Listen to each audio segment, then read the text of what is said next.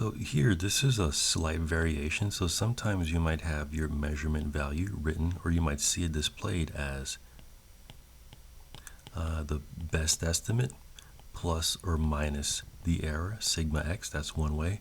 But also there's another way that you can write it. And I'll let you do the algebra for this one. You can take out the common factor of xb, and then you can also write the measurement in terms of a percent. And that's going to be equal to your best estimate multiplied by 1 plus or minus the error in x over your best estimate multiplied by 100. So this thing here, error over best estimate, that's called a fractional error.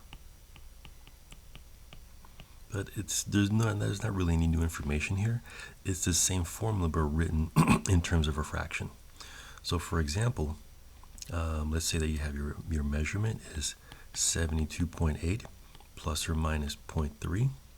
You can rewrite this as 72.8 times 1 plus or minus 0.3 divided by 72.8. And that should come out to be 72.8 times 1 plus or minus 0.4%. So the fractional error, sigma x over xb, is equal to 0.3 over 72.8, and that's going to be 0.4%. So really nothing new here, just another way of writing the error. But now that we've introduced fractional error, we can actually learn about what makes a measurement precise. So we're gonna, there's different rules for these, and we're gonna take this to be the rule for this class. That if the fractional error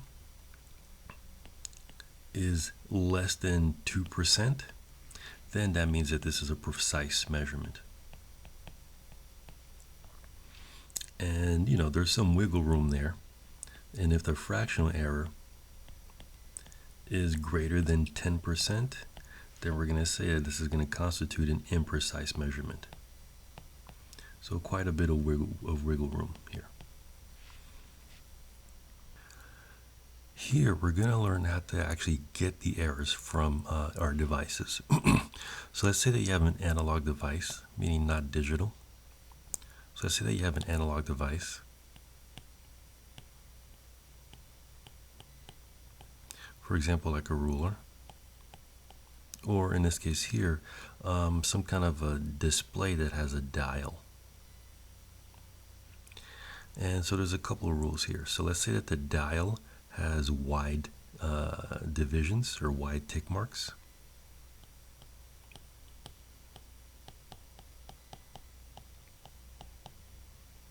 So let's say this is 2, this reads 4, 6, and 8.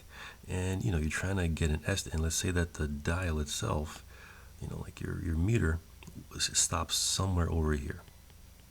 So what is going to be the error in this case here?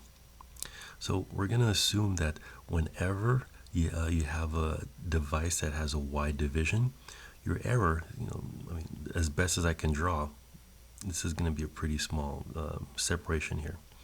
So we're going to assume that the fluctuation, or like the variation, or simply put the error, when you have a wide variation, we're going to take that to be sigma x is going to be 0.1. So if there's a wide variation, so 0.1 of the division. Now let's look at another case. So let's say that you have another dial. So actually, let me box that in there. So 0.1, and this applies for wide divisions.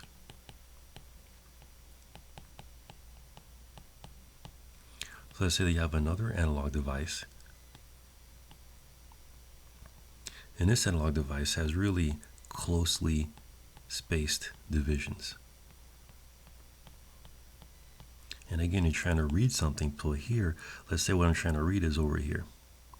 So what you notice here is that the range that I'm looking at is actually, pretty big relative to these divisions there. So because of that, we're going to assume that if a reading or if a device has small or narrow divisions,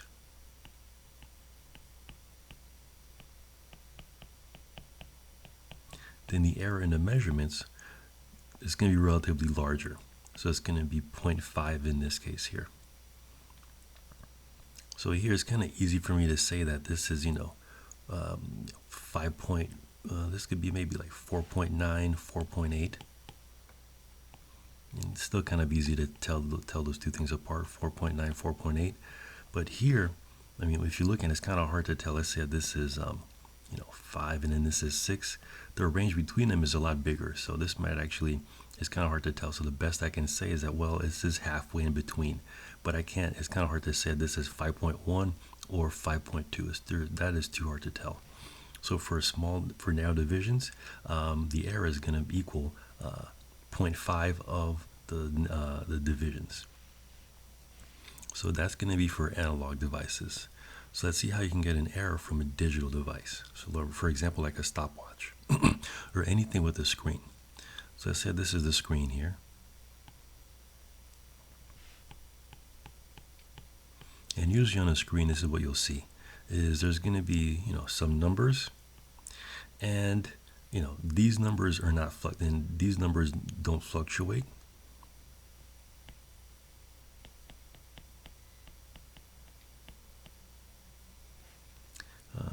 Fluctuate.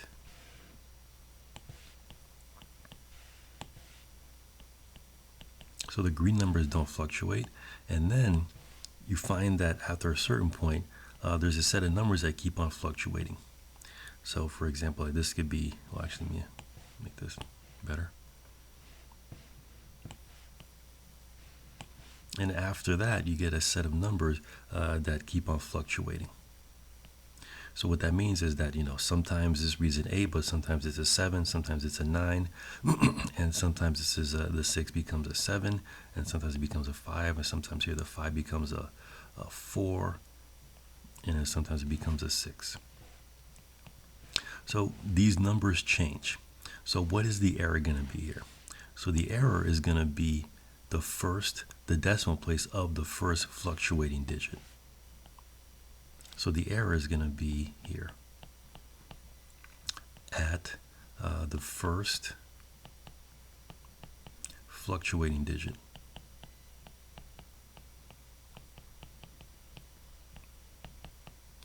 And what is the value going to be here? It's just going to be 0.1, so at that fluctuating digit, or 1 at that fluctuating digit. So the first thing is that the first in this case here,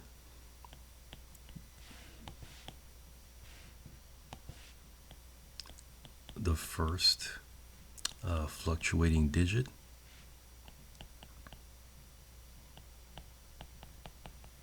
or I'll say first fluctuation is at the hundredths decimal place.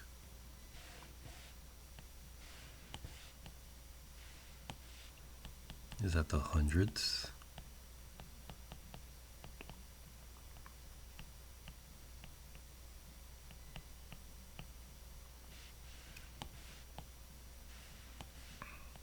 And so the error in this case here is going to be at the, you're going to put a 1 at the 100 decimal place. So it's going to be 0.01. So this is at the decimal place, you're going to put a 1 there. So this is going to be the error for this device then. So for a digital device, the error is always going to be at the first, or 1 at the first fluctuating digit. So now let's look at an extension of the last example. So let's say that you have a digital display, and the digital display, let's say that gives you this number. And here though, there is no fluctuation. So the manufacturer set up their instrument to show no fluctuation, but errors are always present.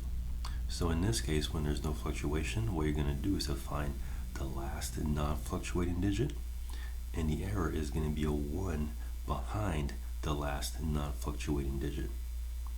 So in this case, the error is going to be, so if I just drop the decimal, so a 0 here, and I drop this one, that's going to be another 0, and you're just going to put a 1 at the decimal place that is behind the last non-fluctuating digit. So that's going to be the error for this device here. So whenever there's no fluctuation, the error is going to always be a 1 behind the last non-flux digit.